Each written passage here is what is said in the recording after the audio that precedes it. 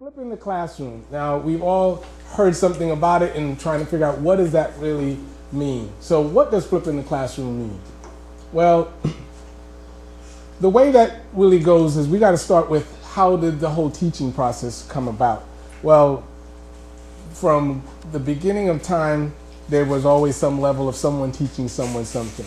But based on the university level, we started out with someone who had philosophy on information, and then a group of individuals will come and basically sit and listen to what the expert or the person was saying, and they would actually write down the information that the person was disseminating. So you start with Socrates and Plato and then Aristotle, and they end up having individuals. And then when you move into the arts and you're dealing with Van Gogh or any one of those individuals, they had individuals that they taught. So the traditional process comes down to we stand in front of individuals like I'm standing in front of you now, and I disseminate this wonderful knowledge that I have, and I think it's so great that you're just going to take it and run with it and do all kinds of things.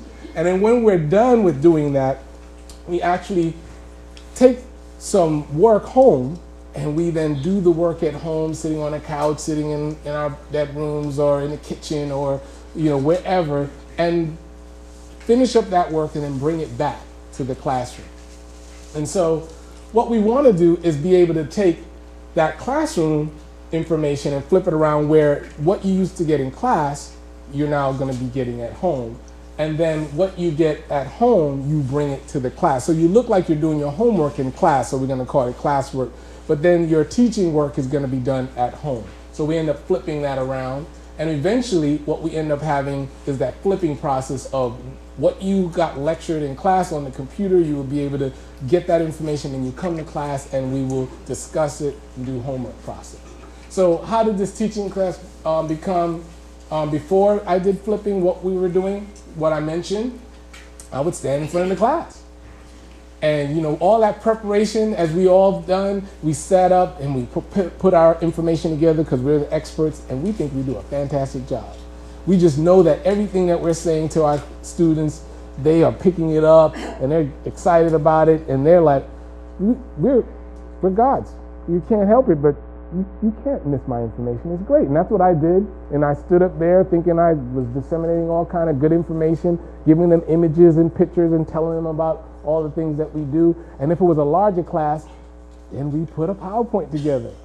And that was really exciting because you had all these little gadgets going on and lights flickering and everybody's just like, woo. And so you just knew you're doing a fantastic job. Well, what made me decide to flip my class? Well, because I was doing such a great job, I knew I wasn't having any problems with any students. They just knew that the information was perfect and great.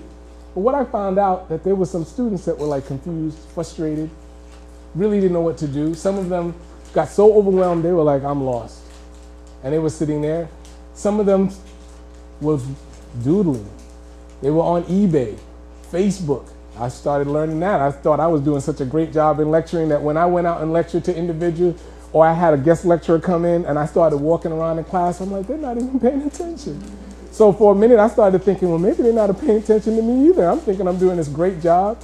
But there were some that doodled. But what really got me was the group that just fell asleep. They were just knocked out. I didn't realize people just fell asleep on my lecture. All that great work, how could you? But it was happening. So I started thinking, I need to do something different.